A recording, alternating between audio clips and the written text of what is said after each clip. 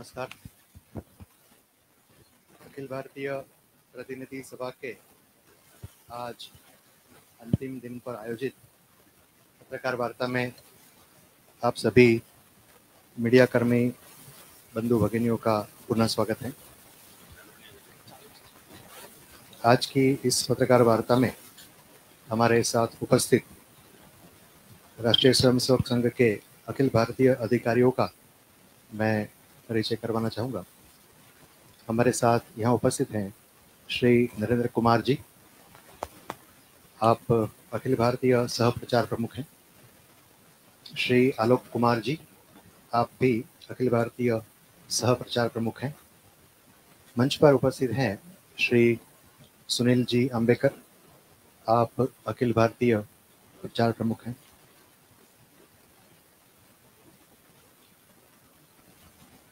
आज की पत्रकार वार्ता को जो संबोधित करने वाले हैं वह राष्ट्रीय स्वयंसेवक संघ के सर कार्यवाह मान्य दत्तात्रेय जी होसबले। मान्य सर कार्यवाह दत्तात्रेय जी, आप मूलतः कर्नाटक के शिवमोगा जिले के निवासी हैं। आप 1968 से राष्ट्रीय स्वयंसेवक संघ से जुड़े हुए हैं।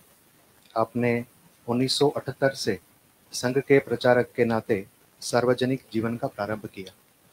आपने अखिल भारतीय विद्यार्थी परिषद में लंबे समय तक संगठन मंत्री का दायित्व निभाया। आप 2003 से 2009 तक संघ के अखिल भारतीय सह बौद्धिक प्रमुख रहे एवं 2009 से 2021 तक सह सर कार्यवाह का आपने दायित्व निभाया। वर्तमान में आप राष्ट्रीय स्वयंसेवक संघ के माननीय सर कार्यवाह जी हैं। मैं माननीय सर कार्यवाह जी से अनुरोध करूंगा कि आप उपस्थित मीडिया बंधु भगिनियों को संबोधित करें।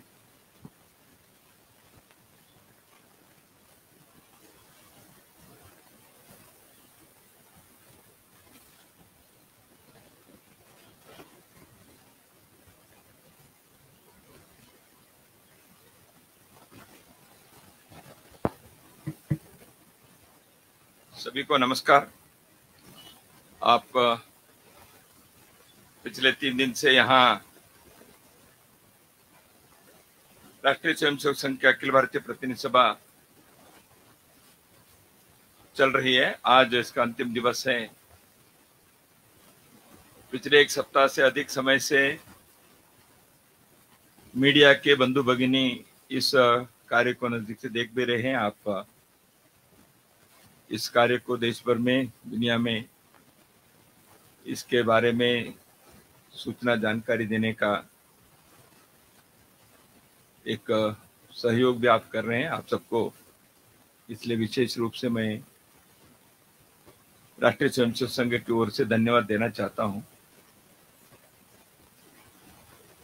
पत्रकार बंधु भगिनियों से समय समय पर मिलना होता ही है, इसलिए संघ के बारे में आप लोग तो जानते भी हैं, खोजते भी हैं। आज मुझे विशेष ऐसे नहीं है। पिछले 3-4 दिन से संघ के प्रचार विभाग के हमारे प्रमुख सहयोगी बंधु लोगों ने आपके सम्मुख सभी विचार रखे हैं। हम आपके शहर में आए हैं तो स्वाभाविक है मीडिया के साथ थोड़ा समय बिताने से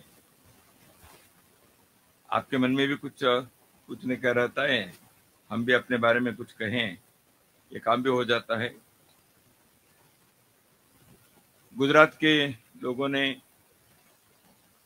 हमारे स्वयंसेवकों ने, समाज के बंधुओं ने राष्ट्रीय स्वयंसेवक संघ के कार्य को दशकों से यहाँ पूर्ण सहयोग सहभाग करते हुए इस कार्य को एक मजबूती देने में बहुत बड़ा योगदान किया है। इसलिए गुजरात के समाज को भी संघ की ओर से हम कृतज्ञता व्यक्त करते हैं, क्योंकि यह कार्य समाज का है। यहाँ के जैसे हम देख रहे हैं इस परिसर के लोगों ने हो, समय समय पर गुजरात के संघ प्रेमी बंधुओं ने इस कार्य को अपने ही कार्य ऐसे समझकर उन्होंने सहयोग भी दिया है। प्रतिनिधि सभा बैठक एक महत्व की होती है क्योंकि बड़ी संख्या में संघ के कार्यकर्ता देश भर से, जैसे यहाँ कन्याकुमारी के कार्यकर्ता भी हैं, मणिपुर के भी हैं, जम्मू कश्मीर के भी हैं, इतने देश के हर कोने से विभाग और ऊपर के स्तर के कार्यकर्ता यहाँ उपस्थित हैं। फिर भी हमारी पूरी संख्या नहीं हुई क्योंकि कोरोना के संदर्भ का ध्यान में रखकर कुछ हमने कटौती की। पिछले 2 वर्षों में हमारी इस महत्वपूर्ण बैठक में बहुत कम संख्या में हमने रिवाजी चीजों को पूरा किए। जैसे हमारा निर्वाचन भी हुआ तो पूरे सभी लोग नहीं थे, तो इसलिए तो इस बार के बैठक में अच्छी संख्या में यहाँ लगभग 1250 संख्या उपस्थित थी। अंतिम संख्या लगभग 1252 तक संख्या हो गई। तो संघ के शताब्दी वर्ष नजदीक आ रहा है। हम हर 3 वर्ष में एक बार संघ कार्य के विस्तार, एक है भौगोलिक विस्तार, कार्य के आयामों का विस्तार, इन विषयों के एक योजना बनाते हैं, उस लक्ष्य को लेकर आगे चलते हैं। उसकी समीक्षा हर वर्ष 2 बार करते ही हैं। एक बार सामान्यतः नवरात्रि और दीपावली के बीच होने वाले कार्यकारी मंडल बैठक में और एक बार प्रतिनिधि सभा में। तो अभी हमारे सहयोगी डॉक्टर मनमोहन वैद्य जी ने परसों आपके सम्मुख अपने संघ कार्य के विस्तार के बारे में काफी बातें बताई हैं। अभी देश भर में जो मंडल है उनमें से 50% मंडलों में संघ के कार्य पहुंचा है, दैनिक शाखा या साप्ताहिक मिलन के। तो हम इसको आने वाले 2 साल में पूरा करना चाहते हैं, ऐसे एक लक्ष्य बनाया है। इसके लिए योजना भी बनाई है, इसके लिए पूर्णकालिक कार्यकर्ता भी निकल रहे हैं। संघ कार्य को पूरा करना, बस्ती में भी शहरी क्षेत्र में बस्तियां हैं, तो इन बस्तियों में सामान्यतः की भाषा में वार्ड्स जो कहते हैं, 10,000 संख्या के जनसंख्या के 8,000 से 12,000 मान सकते हैं। ऐसी जनसंख्या की एक बस्ती, ऐसे हमने जो विचार किया, उसमें भी अभी लगभग 45-50% बस्तियों में संघ की शाखाएं या साप्ताहिक मिलन चलते हैं। आने वाले और 2 वर्ष इस कार्यकाल के है, अभी 1 वर्ष समाप्त हुआ, हम इसको पूरा करना चाहते हैं। संघ कार्य के पूरा करने का हमारा उद्देश्य केवल संख्यात्मक दृष्टि से संघ के शाखा इतनी संख्या हो गई, केवल उस गर्व की बात साधना करने के लिए अपने सारा कार्य नहीं है। संघ के स्वयंसेवक हर बस्ती में, हर मंडल में, हर गांव में है, यानी राष्ट्रीयता, राष्ट्र भावना को आगे बढ़ाने वाला एक व्यक्ति है। समाज के संकट में संवेदना से समाज के सब लोगों को जोड़ने वाला व्यक्ति वो होता है। इसलिए संघ के अपने संगठन की ताकत बढ़ाना यह हमारा उद्देश्य नहीं है। समाज के आंतरिक शक्ति बढ़नी चाहिए, सामाजिक एकता, समरसता, सामाजिक संगठन भाव यह बढ़ना है, इसलिए तो संघ की शाखा है। तो इस दृष्टि से यदि हम देखते हैं तो समाज ने इस विषय को बहुत समझकर और उदार मन से, सहयोग भावना से न केवल संघ को स्वागत किया है, अपना कार्य है ऐसे इन्होंने उस भावना से इसको स्वीकार किया है।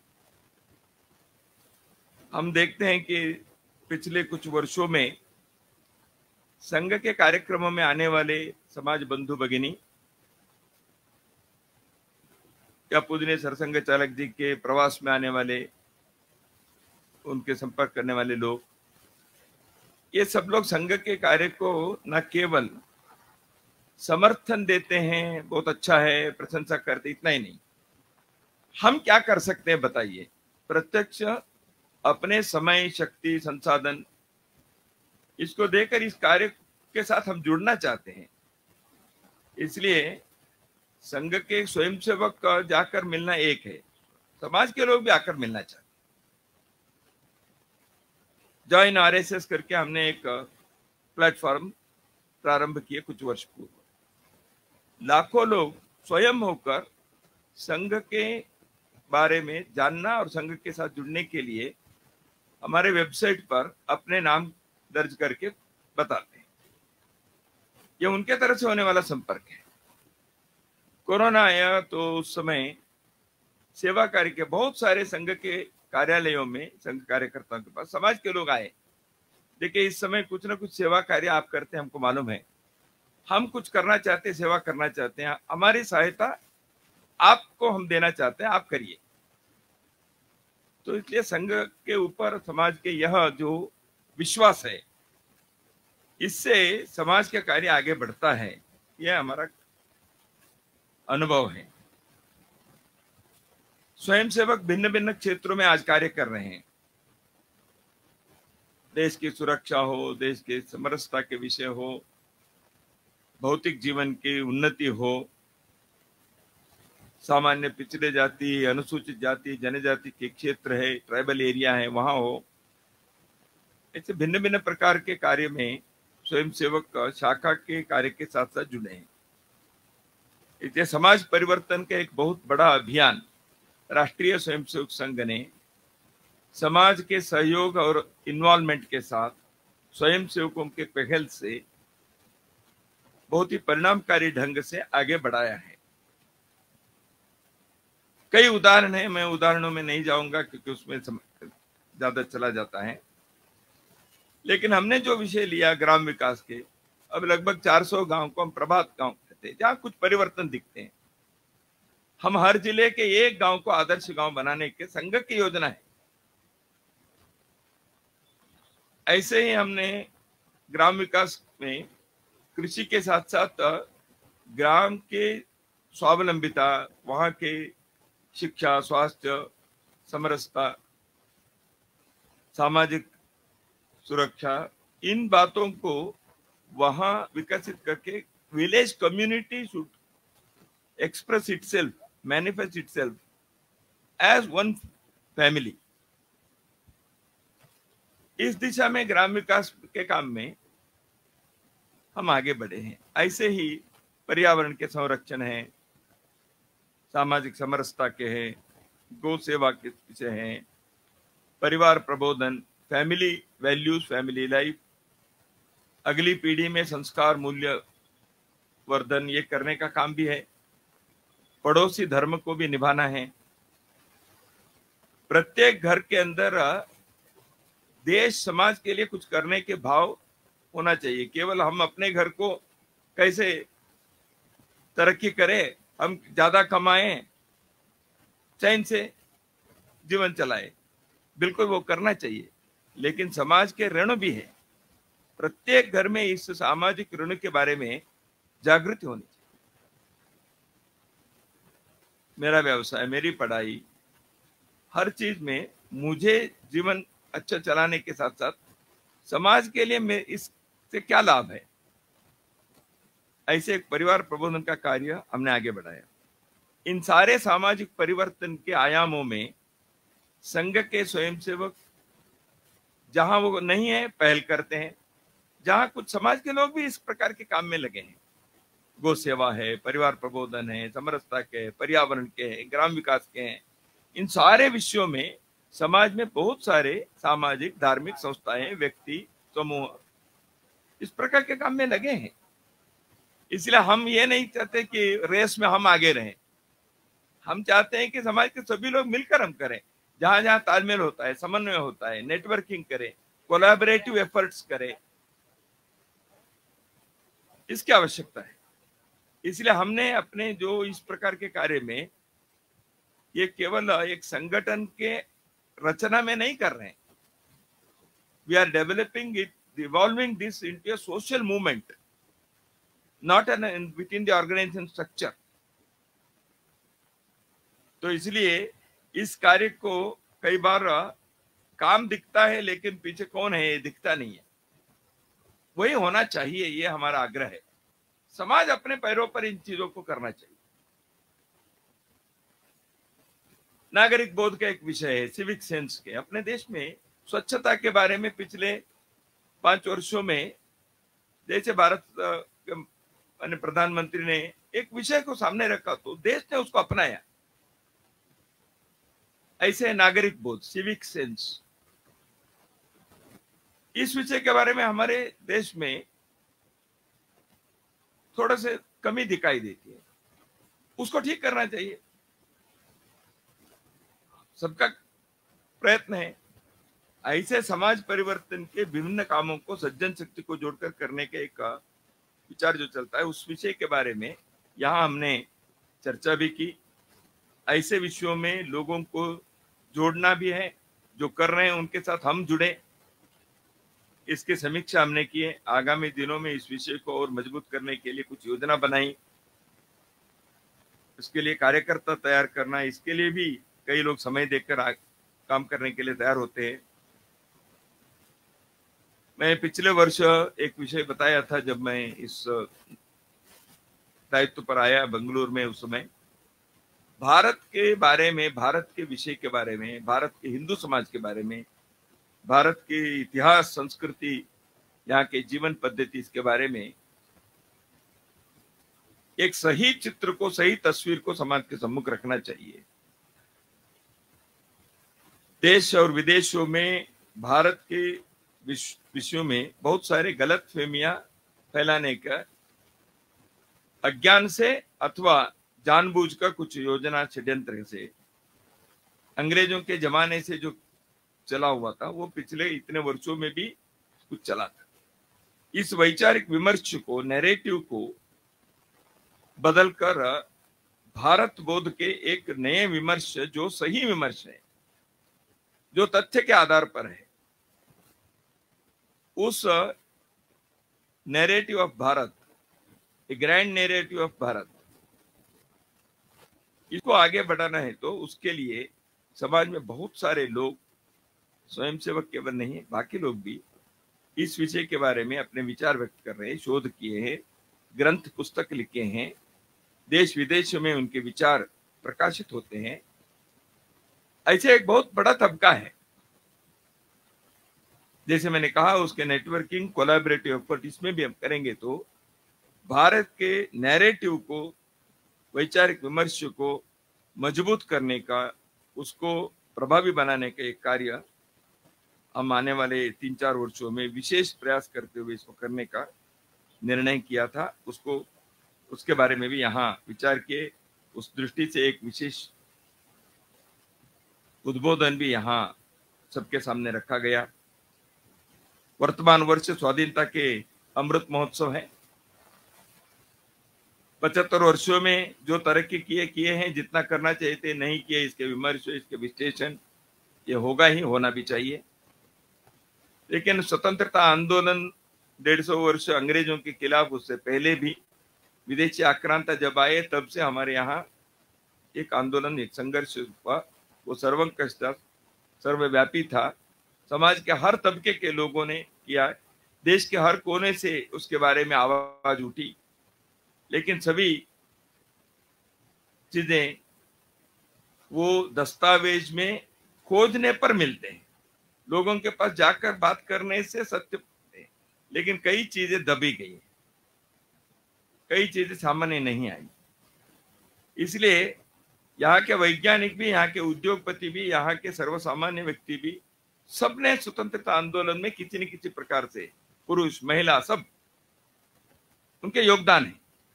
और उनके योगदान ना केवल अंग्रेजों को या विदेशियों को यहाँ से भगाने तक सीमित नहीं था। भारत के बारे में उनके एक चित्र था, एक सपने उनके सामने। The entire freedom movement of Bharat was invariably associated with a grand dream of prosperous Bharat, united Bharat.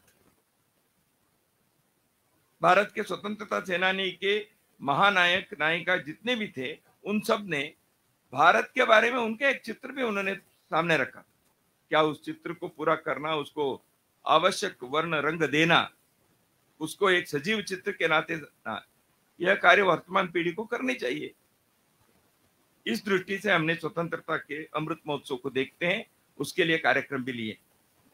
Corona के सेवा कार्य के बारे में आपके सम्मुख पहले विषय आया ही है। 2 क्षेत्रों में पुनर्वास की एक बहुत बड़ी आवश्यकता है। एक है शिक्षा क्षेत्र में, क्योंकि बहुत समय तक विद्यालय बंद रहने के कारण ऑनलाइन क्लासेस तो चले, लेकिन ऑनलाइन क्लास अपनी सीमा है। उस टेक्नोलॉजी को बिल्कुल उपयोग करना चाहिए, किए भी है, उससे जितना लाभ हुआ जरूर हुआ, लेकिन एक प्रत्यक्ष कक्षा में एक शिक्षक अपने विद्यार्थियों के सामने विषय रखना, बातचीत करना, संवाद होना, ये जो मानवीय संबंध उससे आता है, वो ऑनलाइन से नहीं हो सकता। और विद्यालय के परिसरों में विद्यार्थी जाकर दिन भर वहां रहने से उनके व्यक्तित्व के विकास जो होता है, वो घर में बैठकर स्क्रीन देखने से नहीं होता। तो इसलिए वो जो छूट गया, उसको कैसे हम भरपाई करें। और बहुत सारे लोगों को अभी भी वो जो 2 वर्ष अभी हुआ है, उसमें कई विद्यार्थी अभी आर्थिक कारणों से, अन्य कारणों से शिक्षा से वंचित हो गए। उनके लिए शिक्षा के कई विषयों के लेकर ट्यूशन क्लासेस, फ्री क्लासेस, तरह तरह के विषयों को लेने का कार्य हम कर रहे हैं। ऐसे रोजगार की दृष्टि से भी एक बहुत बड़ी आवश्यकता देश में है। कोरोना के कारण कुछ आर्थिक संकट तो आया ही है, सरकार ने उसके बारे में प्रयत्न किया, समाज के भी प्रयत्न हुए। इसी के संदर्भ में हमने एक प्रस्ताव भी पारित किया यहाँ, उस प्रस्ताव के प्रति भी आप लोगों को दे ही रहे हैं। तो हम चाहते हैं कि भारत की क्षमता बहुत है, इसके बारे में सैकड़ों पुस्तकें, सैकड़ों शोध कार्य हुए हैं। भारत के प्राकृतिक संसाधन, भारत के मानव संसाधन, भारत के हमारे अनुभव, इन सब से हम अपने देश को अपने पैरों पर खड़ा करने के, आत्मनिर्भर बनाने के हमारे पोटेंशियल है। इस क्षमता को सदुपयोग करने के लिए सरकार की योजना एक तरफ होनी चाहिए, आवश्यक है। समाज के भी कर्मण्यता बढ़नी चाहिए, समाज के प्रतिभा, समाज के नवोन्मेष शालिनी प्रयत्न या होने से कार्य आगे बढ़ते हैं। बहुत सारे क्षेत्रों में अपने यहाँ कुटीर उद्योग है, ग्रामीण उद्योग है, हस्तकला है, बहुत सारे क्षेत्रों में एग्रो बेस्ड के आर्थिक दृष्टि से भी संपन्न होने के लिए और रोजगार लोगों को मिलने के लिए आजीविका चाहिए। रोजगार का अर्थ केवल सरकारी नौकरी नहीं है, प्रकृति के संसाधन को उपयोग करते हुए अपने आजीविका चलाते हुए एक व्यक्ति धर्म, समाज धर्म, राष्ट्र धर्म को भी निभाना चाहिए। प्रकृति में रहने वाले व्यक्ति केवल अपने पेट पूजा करते हुए ऐसे नहीं है, संस्कृति का विकास होनी चाहिए, सभ्यता का विकास होनी चाहिए, साथ रहने चाहिए। तो ये सब करना है तो अर्थ का जो है, हमारे यहाँ धर्मस्य मूलम अर्थम ऐसे कहा है। जो इटर्नल वैल्यू को स्थापना करनी है वो भी अर्थ से होता है। Economy plays an important role. इसलिए इन सारे विषयों को देखकर कहेंगे तो एक भारतीय दृष्टि है, मॉडल, एक इकोनॉमिक मॉडल के, वो श्रम प्रधान, विकेंद्रीकरण, पर्यावरण के अनुकूल होनी चाहिए, कम ऊर्जा बख्शी होनी चाहिए, छोटे उद्योग को महत्व मिलना चाहिए। ग्रामीण क्षेत्र में नहीं तो पलायन होता है, और बड़ी संख्या में पलायन होने से क्या संकट आता है वो भी हमने पिछले वर्ष देखा है। मजबूरी से लोग अपने घर बार छोड़कर सैकड़ों किलोमीटर, हजारों मील दूर जाकर रहते हैं। दूसरे पर नहीं रहना, इसे नहीं, बड़ा देश है, रहना चाहिए, लेकिन किस परिस्थिति में रहना पड़ता है, मजबूरी क्या क्या होती है, इन सारे चीजों को देखने से एक स्वावलंबी भारत को बनाने वाले स्वदेशी स्वावलंबिता के दृष्टि के रोजगार के, कार्य संस्कृति के, इकोनॉमिक मॉडल के एक बहुत आग्रह पूर्वक प्रयास होना चाहिए। इसमें अपने देश के शिक्षा संस्थान, यूनिवर्सिटीज, आईआईटीज, आईआईएम्स, उद्योग जगत, छोटे बड़े उद्योग, सामाजिक नेतृत्व, धार्मिक नेतृत्व, ये सबके मिलकर एक बड़ा प्रयास होने से हम दुनिया में एक श्रेष्ठ संस्कृति के राष्ट्र तो है ही, संपन्न राष्ट्र के नाते भी अपने को खड़ा करने में सफल होंगे।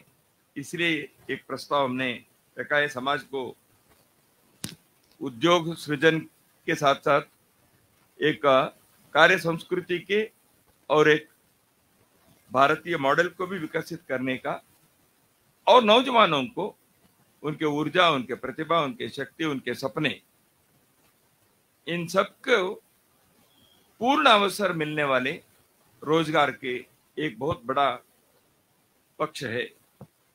सरकार की योजना भी उसी को बढ़ावा देने में हो, समाज अपने दृष्टि से करे। संघ के कार्यकर्ता विभिन्न क्षेत्रों में इस विषय को आगे बढ़ाने के लिए पिछले 1.5-2 साल में अधिक प्रयास किए। पहले तो करते ही थे, लेकिन और अधिक प्रयास करने के लिए कुछ किए हैं। ऐसे एक प्रस्ताव भी हमने पारित किया है। आपके सम्मुख मैंने बहुत सारे विषय का फिर से एक बार आप सभी को धन्यवाद देता हूं। आपको कुछ पूछना है तो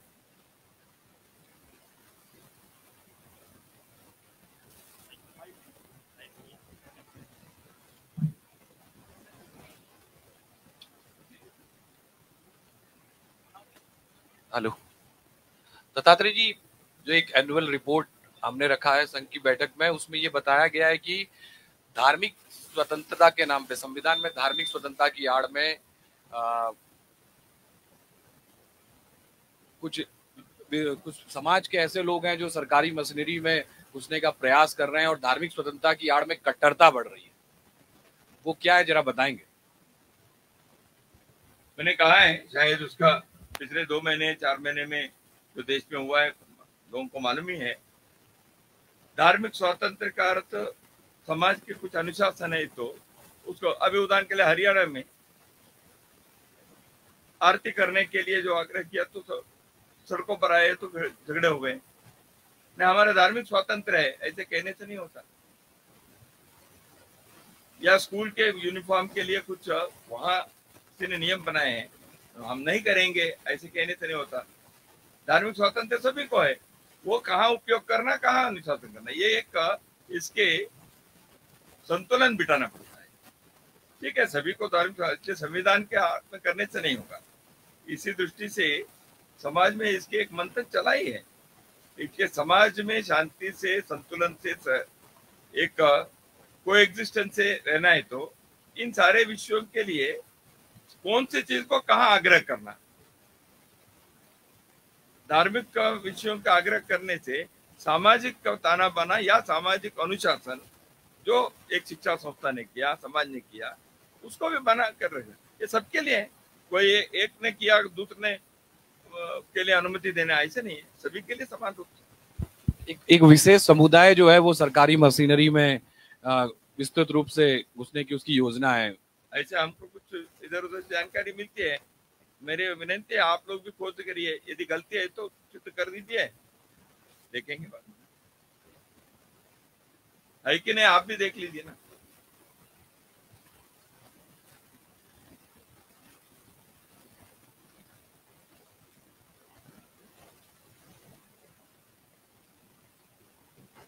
कहिए।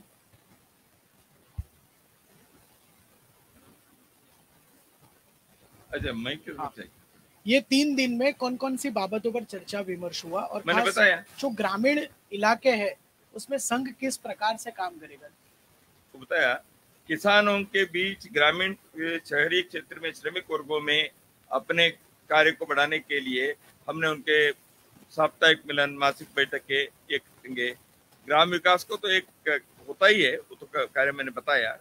उसके अतिरिक्त संघ के शाखा कार्य ग्रामीण क्षेत्र में मैंने बताया 50% मंडलों में आज संघ के शाखा पहुंचे है।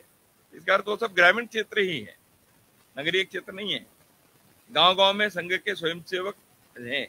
वहां मैंने 5 विषय भी बताया, सामाजिक समरसता, शिक्षा, स्वास्थ्य, सामाजिक सुरक्षा। इन विषयों के संदर्भ में वहां के लोगों के लिए एक संगठन भाव, राष्ट्रीयता, इसको वहां उद्दीपित करना चाहिए। इसलिए संघ के कार्य शाखा द्वारा ये सब होता है और स्थानीय लोगों से वहां के सांस्कृतिक मूल्यों को, वहां के एक ताना बाना को बनाए रखना, यह संघ के स्वयंसेवक जहां जहां पहुंचे वो करते हैं। तो इसलिए ग्रामीण क्षेत्र में किसान, कारीगर, ग्रामीण क्षेत्र में रहने वाले लोगों के उस प्रकार के कार्य होना चाहिए। नगरीय क्षेत्र के कार्य में थोड़ा फर्क होता है क्योंकि नगरीय जीवन शैली अलग है, तो दोनों को ध्यान में रखकर संघ के कार्य। सर, विनोद बंसल जी ने अयोध्या में कहा है कि बजरंग दल के 275 वॉलंटियर्स को मार्शल आर्ट और जूडो की अलग ट्रेनिंग दी जा रही है ताकि हिंदू समाज पे कोई खतरा आए तो वो पहले से तैयार रहें। क्या कहना चाहते हैं? बजरंग दल से पूछिए, मैं तो संघ ने किया है तो बताऊंगा। योजना होगी वो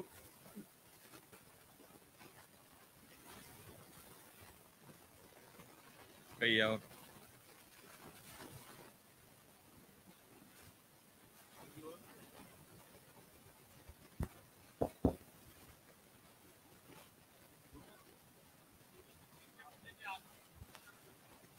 लोगों की भूमिका है।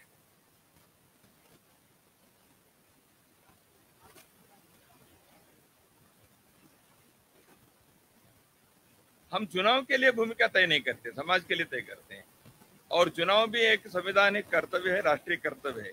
संघ हमेशा कहता है अत्यधिक लोग वोट देने के लिए सामने आए। समाज में मैं राष्ट्रीय परिदृश्य में मैंने कहा है, जो बताए ना उसमें एक चुनाव यानी क्या है, लोकतंत्र को मजबूत कैसे करना, वैचारिक मंथन होना चाहिए, ये सब उसमें कहा है। तो चुनाव भी उसके लिए है, देश के लिए एक बहुत बड़ा पर्व है। लोगों के बारे में एक जागृति लाने के, समाज के बारे में सोचने के, अधिकाधिक लोग भारत के लोकतंत्र के जो चुनाव की पद्धति है, विश्व के एक श्रेष्ठ पद्धति, हमको गर्व होना चाहिए। एक स्वयंसेवक भी अपने राष्ट्र धर्म निभाने के लिए अधिकाधिक लोग इसमें सक्रियता से, जिम्मेवारी से, स्वस्थ मनोभाव से सहभागी हो।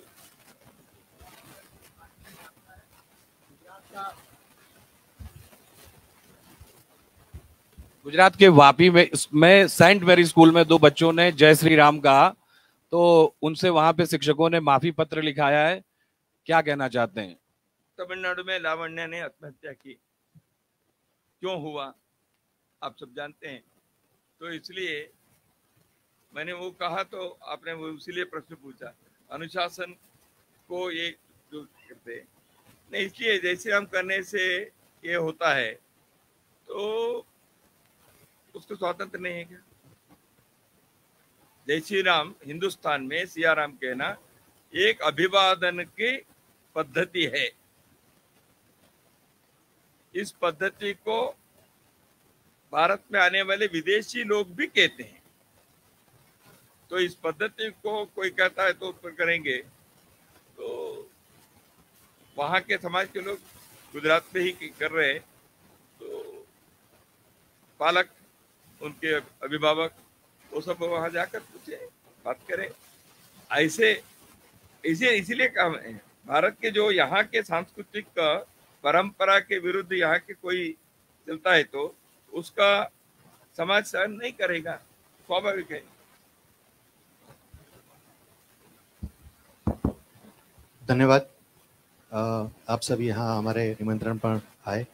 सभी के लिए भोजन की व्यवस्था है, सभी से अनुरोध है कि भोजन लेकर अवश्य जाएं। धन्यवाद। बहुत बहुत धन्यवाद। आपके सहयोग आगे भी रहें, ऐसी प्रार्थना है।